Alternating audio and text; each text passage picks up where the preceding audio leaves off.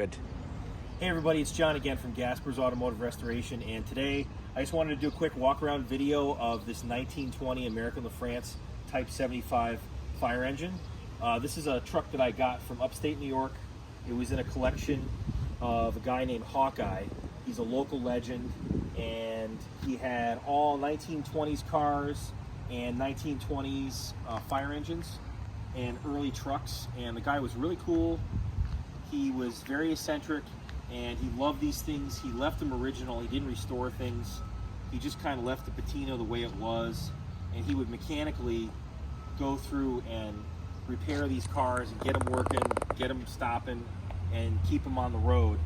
He's quite an amazing guy, and I was lucky enough to be able to buy this truck, and I've had it for quite a few years now, and I've gone and gotten the engine running, and I had to go put the whole thing together. Actually, the engine was all in pieces. We'll show you that in a couple minutes. And this truck was, it's American LaFrance. It was started being built in 1919, and it was finished in 1920. I believe it was March of 1920. It was delivered to Mount Vernon Fire Department in New York State, which is right by New York City. And this probably was a big deal when they got this. It's 1,000 gallon a minute pump, so it's the big pump, and it's got the T-head 6-cylinder American LaFrance engine in it. It runs like a clock. Right-hand drive, chain drive for the wheels. We'll show you that. In fact, let's walk around now. We'll check out the chain drive back here. It's pretty cool. If you don't know how chain drive works, your differential is in here, and instead of a wheel attached to it, you've got a gear attached to it, and the chain goes down around the wheel, and there's a gear on the wheel behind the spokes there, and it's bigger, much bigger than the drive sprocket, and that's how you get your mechanical advantage. And that's why they needed that back then. They didn't have the big horsepower engines, so they had mechanical advantage with a chain, and you were able to haul a lot of weight and climb hills, etc. So that's really cool. Chain drive is an awesome thing. If you get a chance and you have an opportunity to buy one of those, buy it. It's awesome. Again, 1,000 gallon a minute pump. This truck did not have a water tank. It was a city truck, so they had hydrants. They just had hose in this and the pump. It's got a gravity feed gas tank up top, carriage seat. There's the tag on there showing the registration number. It's got a really cool feature here that I've never seen before on the suction for the pump.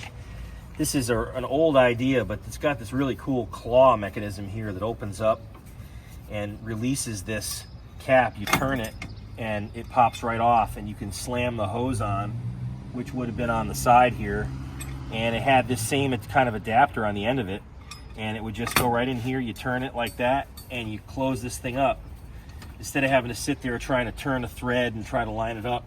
Almost like an early Storts. Yeah, it's an early Storts, and you tighten that up, and this truck had them on it. I think it's original equipment.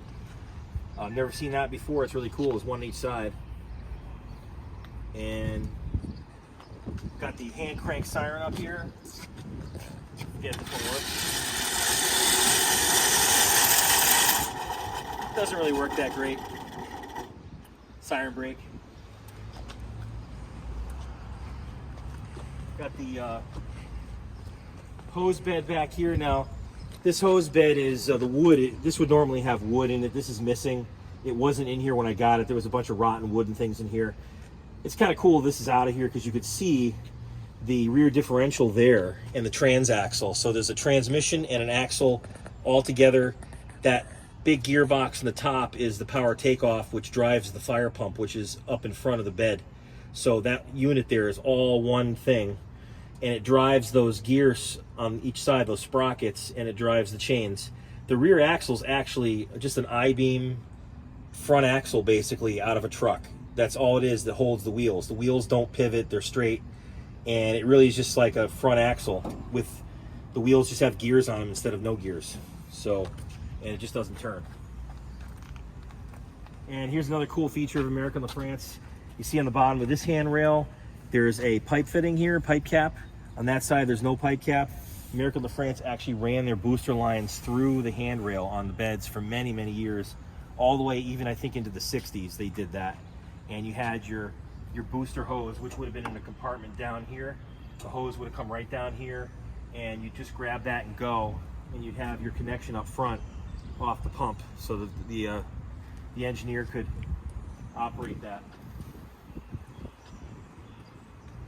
Got the original oil can right here.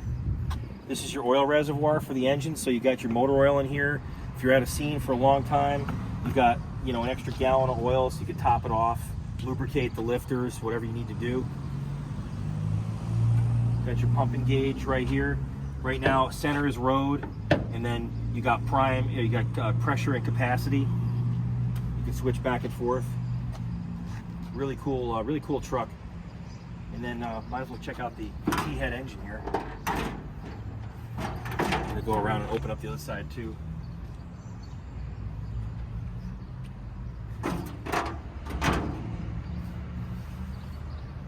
So the T-head engine, a really great design, slow RPMs, lots of torque, designed to just lumber along across those roads in America. At this time there was mostly dirt roads. These things just, chugged along with torque. Not a lot of horsepower, but they have torque, and they would just go and go and go for many, many years. Exposed valves. You have a T-head is a cross-flow engine, so you have all your air coming in on one side here in the intake manifold. These are all intake valves for cylinder 1, 2, 3, 4, 5, 6. And on the other side, you have your exhaust, which we'll go take a look at now. Note your magneto ignition right here. This is the secondary ignition. There's also a distributor over there. And you're going to have on a fire engine 2 sources of ignition, because if one goes bad, you got the other one to make sure it continues to run. And over here is your exhaust manifold and all your valves for your exhaust valves on each cylinder, 1, 2, 3, 4, 5, 6. Water pump. We're missing the generator. That didn't come with it. It didn't have a generator, unfortunately. And that's about it. There's a few little pieces missing on this truck, but pretty much it's, I'd say 98% complete. And it was just such a cool thing to find, and I wanted to share it with you guys. So I think the only thing left to do here is take a ride. Sure. Yeah, let's go do that.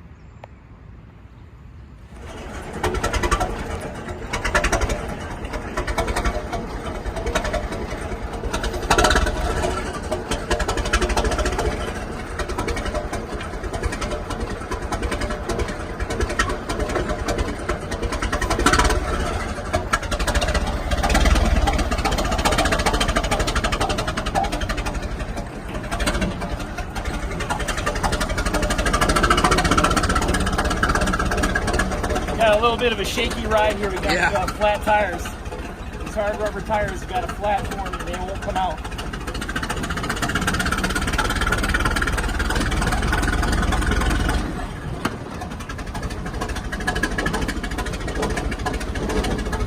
I had an old expression a friend of mine, Dave Worth from Wales, Massachusetts, tell me one time.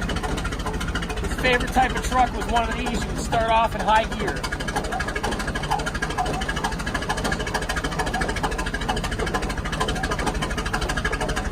Just about count the cylinder.